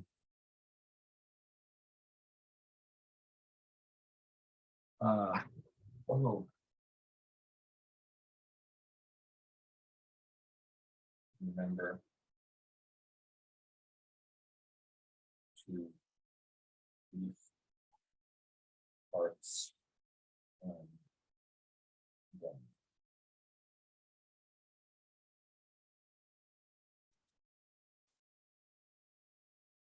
thanks, man. So if this is it's fun. It is fun. Let yourself be playful. Let yourself kind of have the room to goof around. And you can, and if any time like doing a drawing starts to feel stressy, like go into writing or go back to just getting yourself curious about something. Like are the ones that are deeper purple, are they more ripe? Do they taste better? Right? I'm going to do a quick comparison.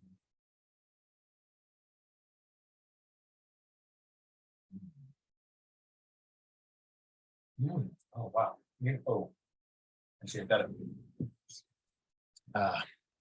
Tell you something. The darker one, I think it was a little bit better. But I actually am not that sure, and here's why. Right.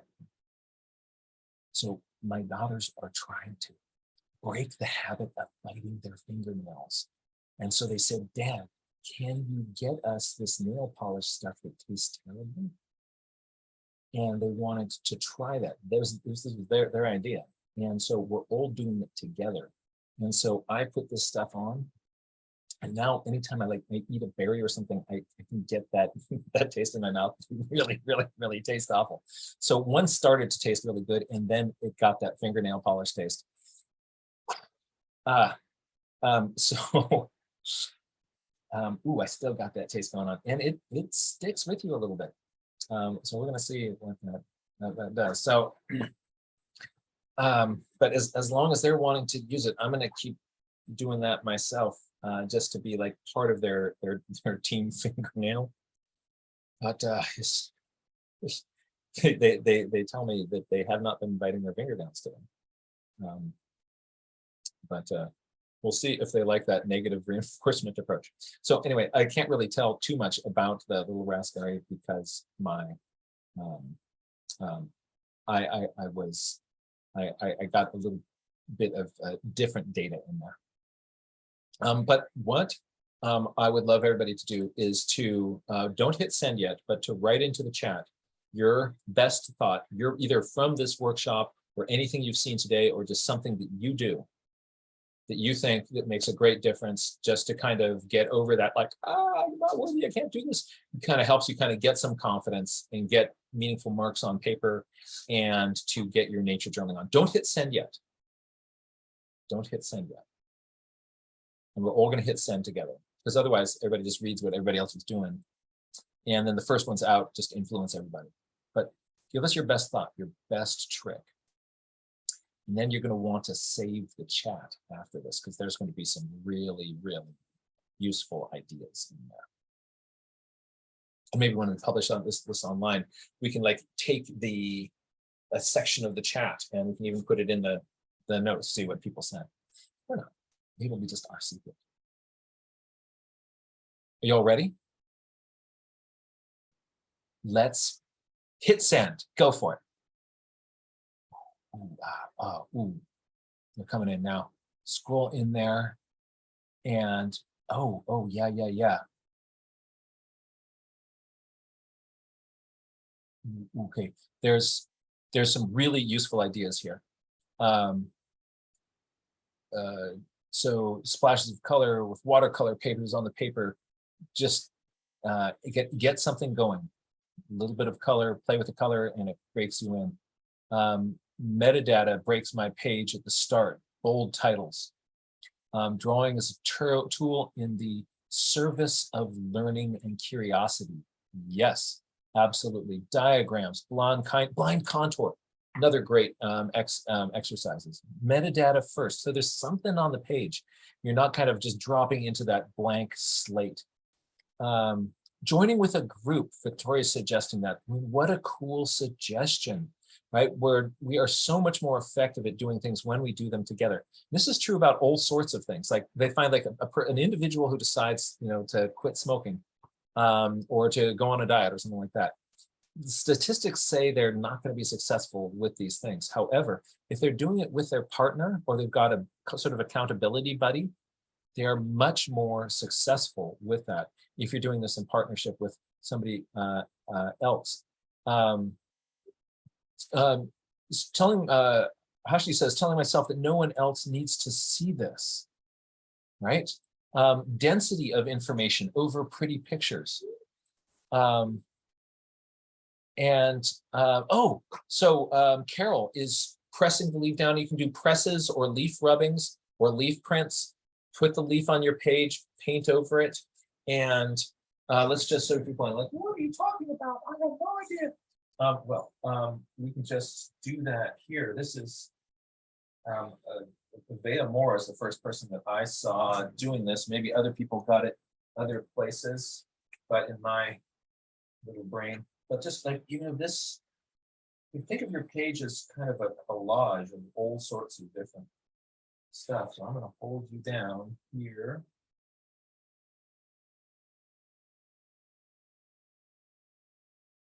And I am painting over this little leaflet. get some more paint. Oh, you're not looking at my screen, but both my hands are full.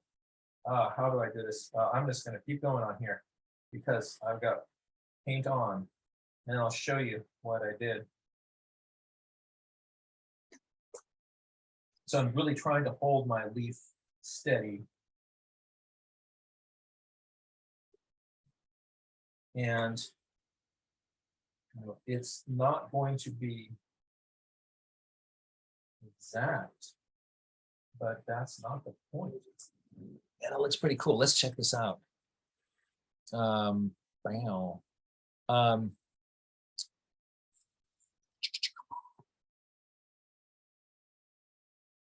Oh, my screen is frozen. Let's try this again. We're going to try this one more time.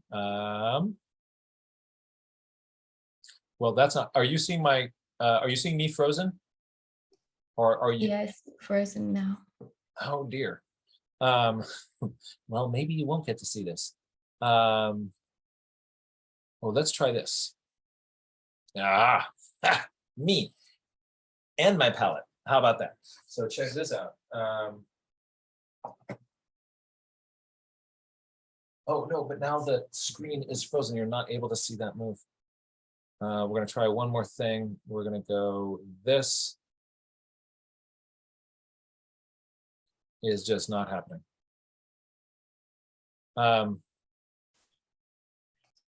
Well, fortunately, my computer has finally decided to give us pickups at the end of this talk instead of the start. I will just hold this up to the screen. And look at that up there. Ooh, that's fun, right? That's really cool. That's really cool. Or what if, you can also put, paint and ink on a leaf. See how well it works to do. I'm just painting my leaf.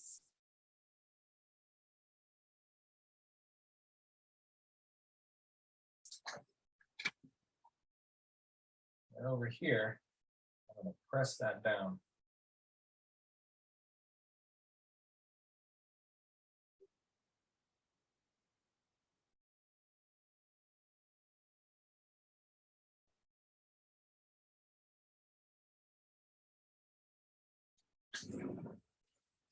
That looks kind of neat.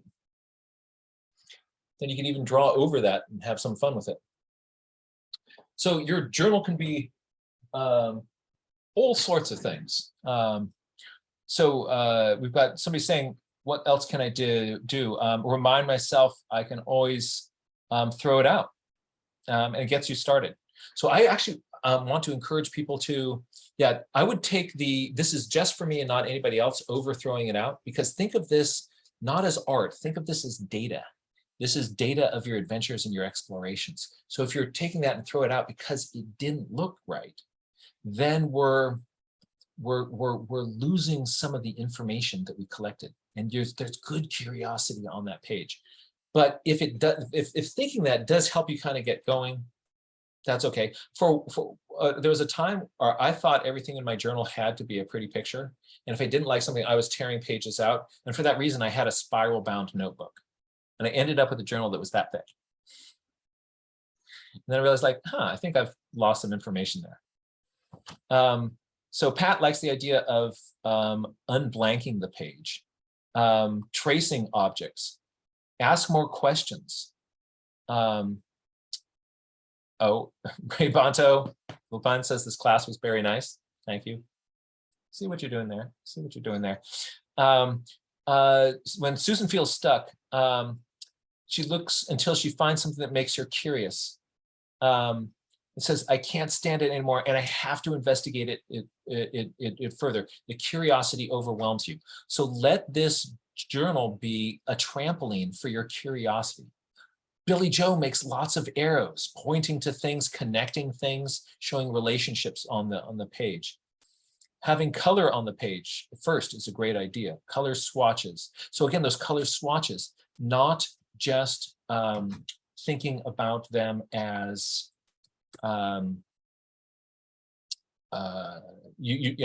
that's an easy way to kind of break into the color itself. Emma says perfection is the enemy of progress. Do a series of 60-second sketches. Those are such great ideas. So Sarah's going to prep a bunch of pages with some pre-washes. If you put them in with colors that you might even find in that landscape, that's fun. Or sometimes just weird colors. The Daniel Smith Colors Moon Glow is really crazy when you dilute it. It goes nuts on your page. There's a party on your page.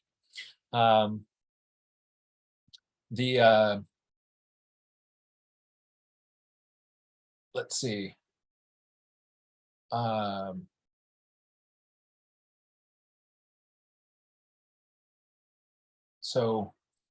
Lynn says, tune into your senses. First, list what you see, smell, hear, and then that gets her in the moment. That's a really useful thought.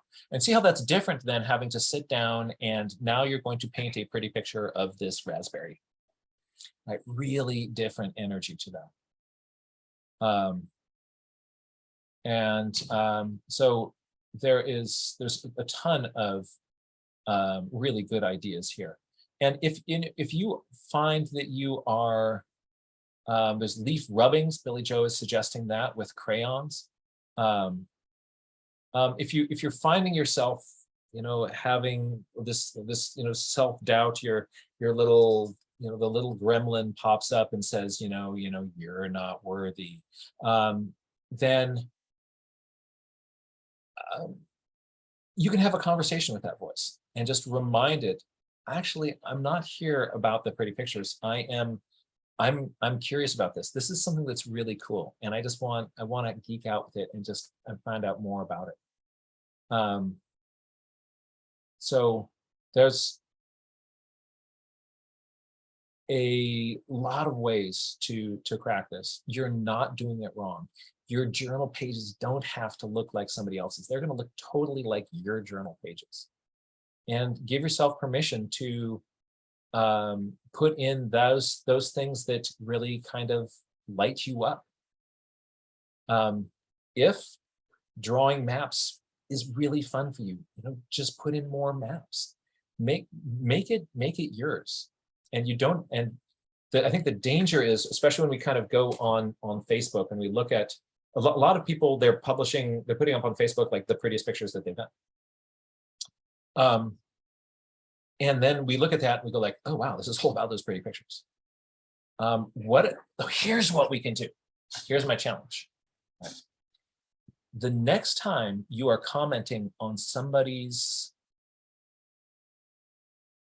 journal pages that they put up on Facebook, challenge yourself to look at the content and the ideas of what they're looking at and give them feedback on that.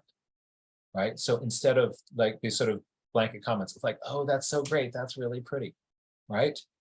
Like, oh, I noticed you observed this. I wonder why this. Or that was a great question you're asking like this. Here's a possibility. I wonder about this too.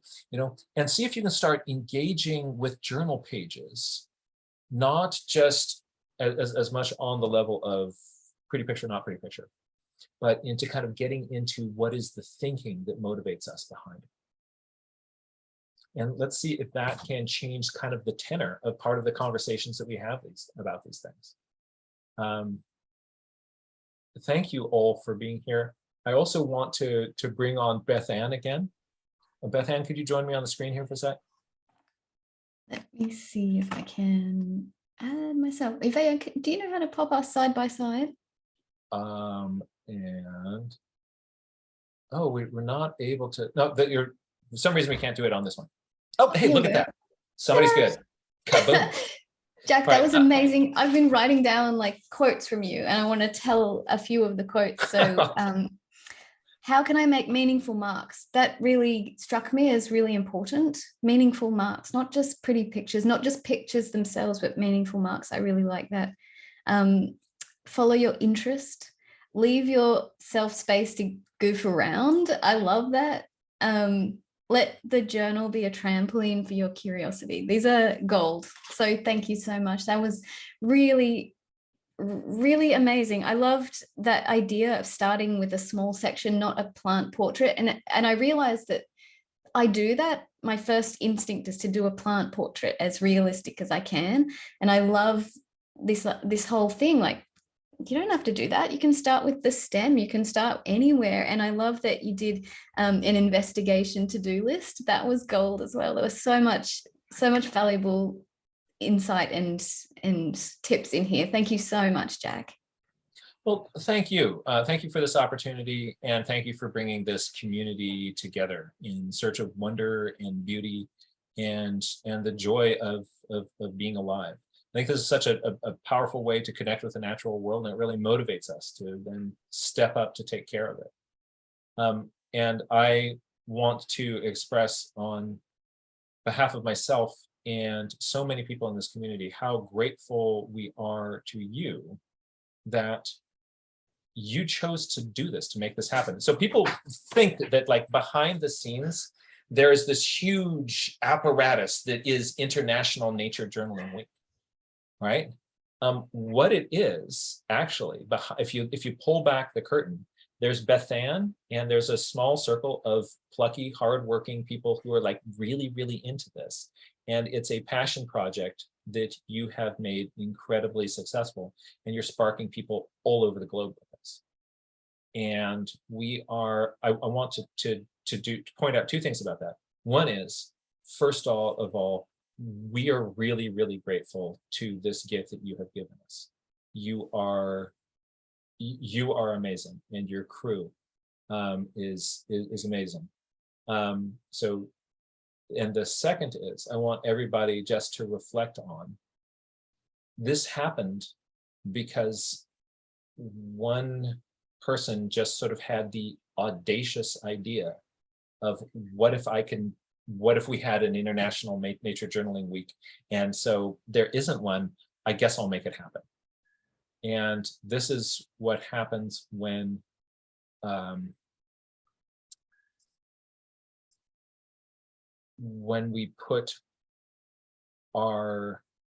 we give ourselves permission to put that time and energy into those ideas of passion. And this you are inspiring.